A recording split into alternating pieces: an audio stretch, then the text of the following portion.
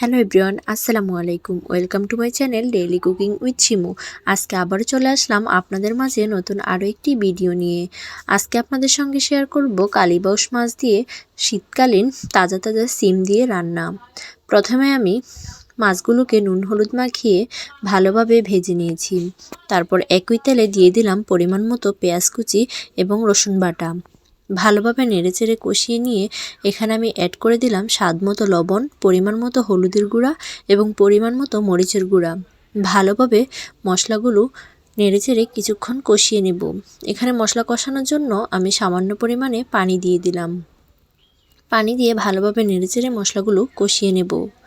কষিয়ে নেওয়া হয়ে গেলে এখানে অ্যাড করে দিব আগে থেকে ভেজে রাখা মাছগুলো। আপনারা কারা কালীবাউস মাছ খেতে পছন্দ করেন অবশ্যই কমেন্টে জানাবেন। এখানে আমি মশলার সাথে মাছগুলো দিয়ে ভালোভাবে কিছুক্ষণ মাছগুলো কষিয়ে নেব। তো এভরিওয়ান, আপনারা যারা আমার চ্যানেলে নতুন অবশ্যই আমার চ্যানেলটি সাবস্ক্রাইব করে দিয়ে পাশে থাকবেন এবং আমার ভিডিও আপনাদের কাছে ভালো লাগলে লাইক কমেন্ট শেয়ার করে পাশে থাকবেন।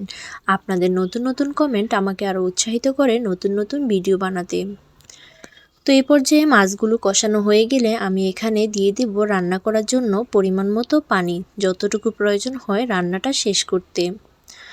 এই পর্যায়ে এখানে আমি বলক উঠলেই দিয়ে দেব আগে থেকে কেটে পরিষ্কার করে রাখা সিম। সাথে আমি একটি বড় সাইজের আলুও দিয়েছি, আপনারা চাইলে স্কিপও করতে পারেন, তবে সিমের সাথে আলু দিলে খেতে ভালোই লাগে। তো এই পর্যায়ে আমি ভালোভাবে ঢেকে কিছুক্ষণ রান্না করে নেব। আপনাদের কাছে আমার ভিডিওটি কেমন লেগেছে অবশ্যই কমেন্টে জানাতে ভুলবেন না কিন্তু।